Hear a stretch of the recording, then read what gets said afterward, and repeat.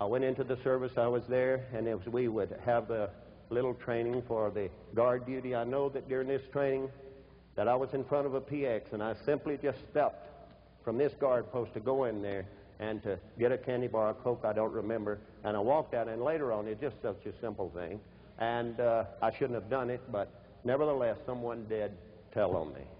And it was, and that evening at night, I remember that these men had me in this room, and they made me believe that they were going to put me in front of a firing squad that night.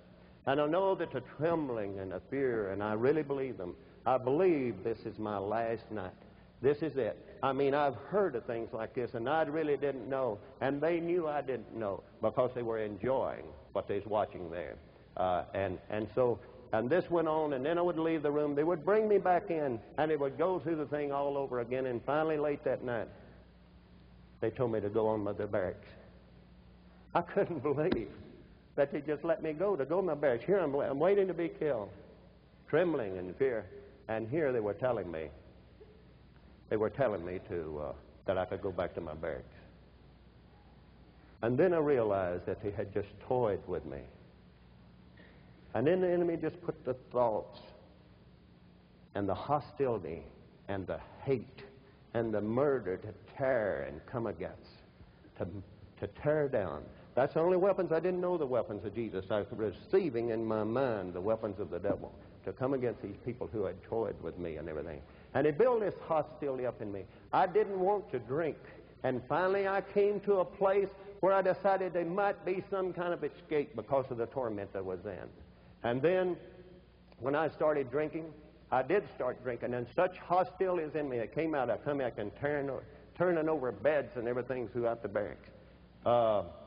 It was later on that drinking and driving over in Japan, where I was there at the occupation of Japan, I was just driving along, I was drinking, and then as I get even with a little 5-year-old boy, he just jerks loose from his mother, and then I can hear the sound right now of this vehicle I was driving, hitting and killing a little 5-year-old boy, and there was just no end to it. There was just no end to it. I can't tell you.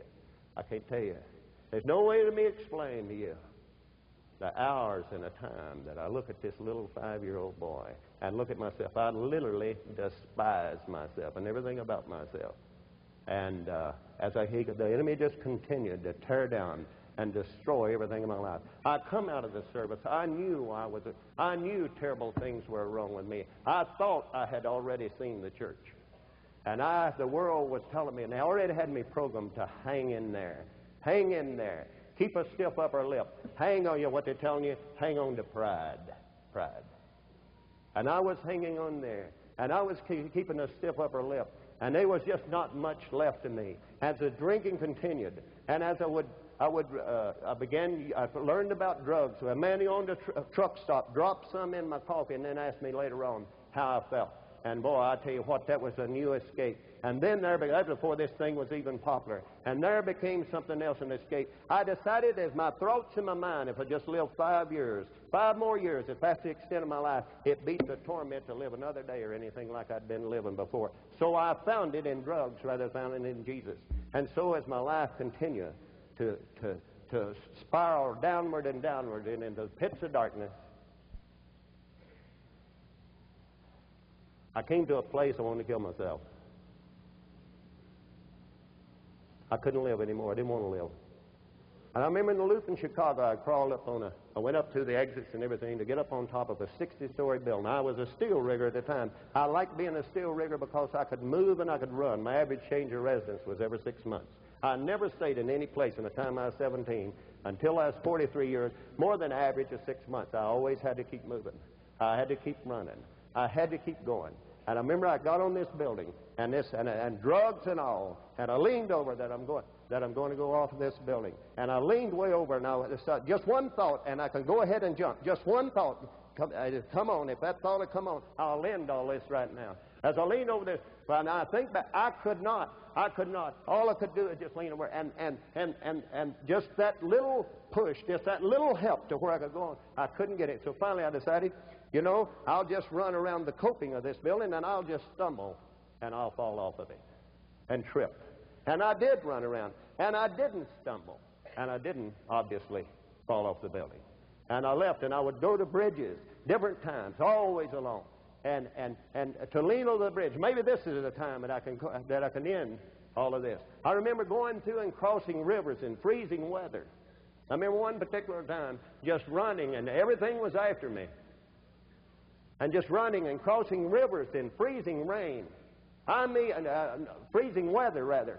And coming out. And, you know, finally, I remember one time I got to a highway, and I put matches in a hat there and everything. And I lit up grass. I literally just burnt the shoes off my feet because it's so cold and so drugged up. And so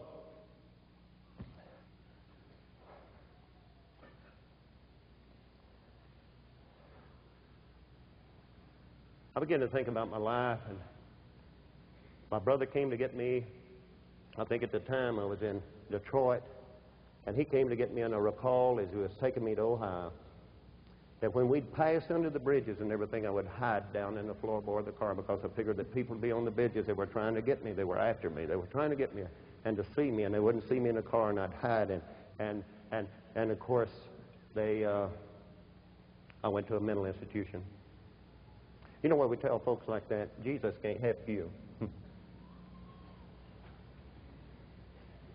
Go to the nut house. Or if you get bad enough, they got a jail for you. The world does.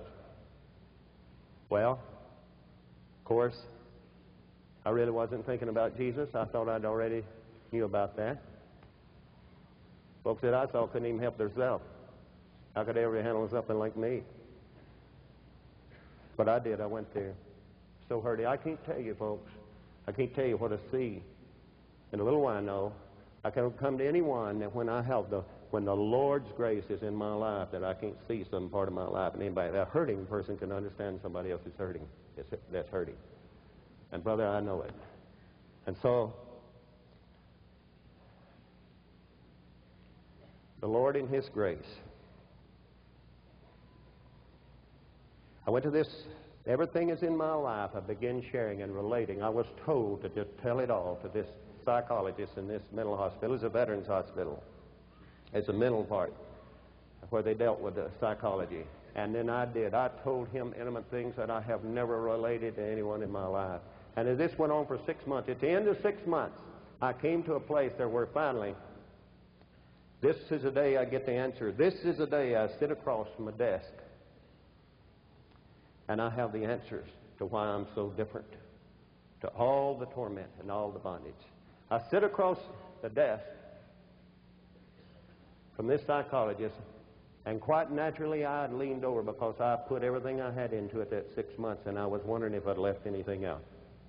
And here's the way he started out to me, and he knew I was eager and anxious for the answers. And he said, Milt, when you first came here, and you started relating to some of the things to me about your personal life, I tell you what, I believed you was lying. I'm going to be honest with you, Milt, and I bothered to call and check in your part of the country with the things that you've been relating and sharing to me, and I found out they were true. I'm waiting for the answer. And I leaned over and he said, Milt, what you need is a religious experience.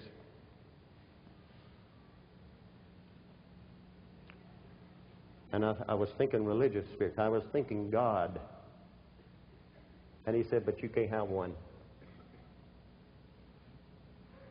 The only answer he was for me, and right then I couldn't have it because he said you can't have faith.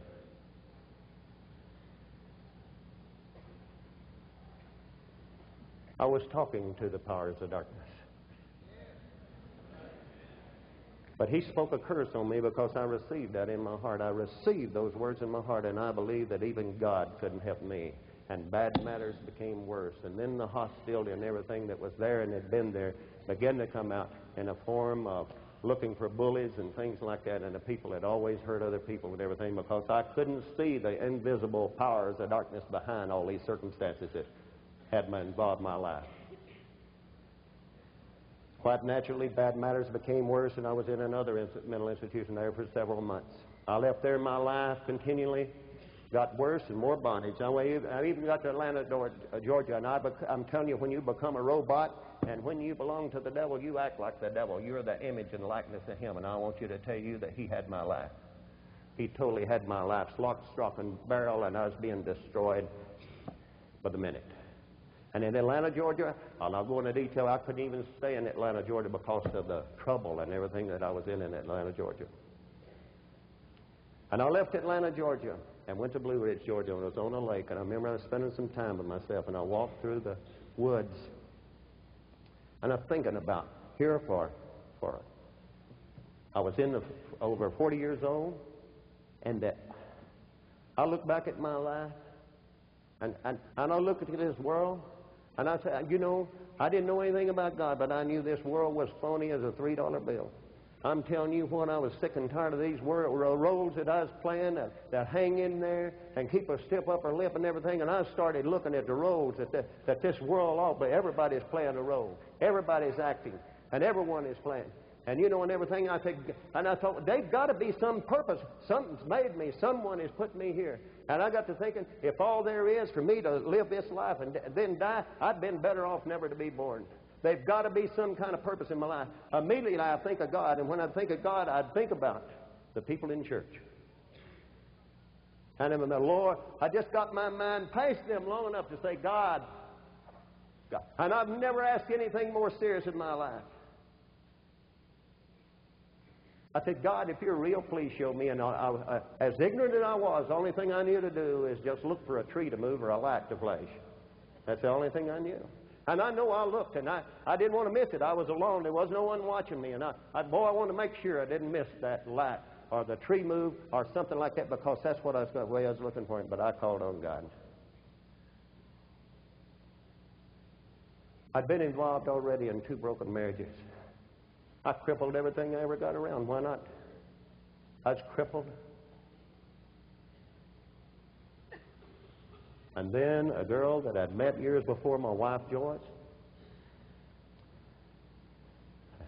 Joyce and I came together, and I know that the Lord was in this.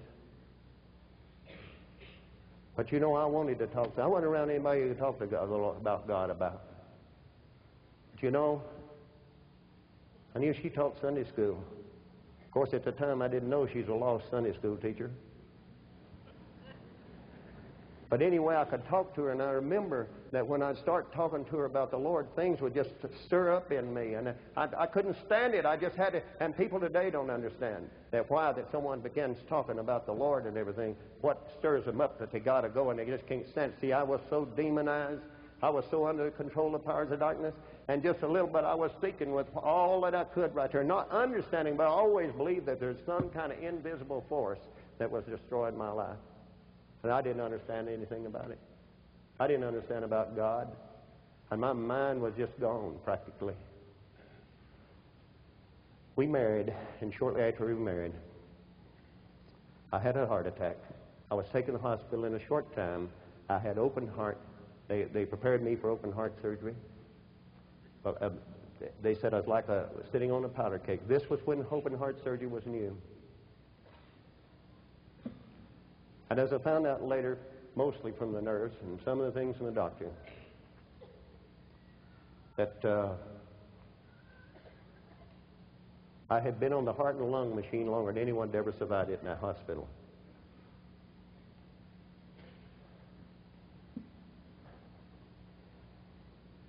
The surgeon finally come out to my wife right there and just leaned up against the wall. He's so weary because he couldn't sew into my arteries. I had the arteries of over a 90-year-old man from that being in alcohol and the drugs and the destruction and everything that the powers of darkness had put me through and to my body. They left me on the operating table. Later, they moved me into coronary care, and my heart stopped 2 different times. And they called this code where they shocked the heart back, and they shocked it back.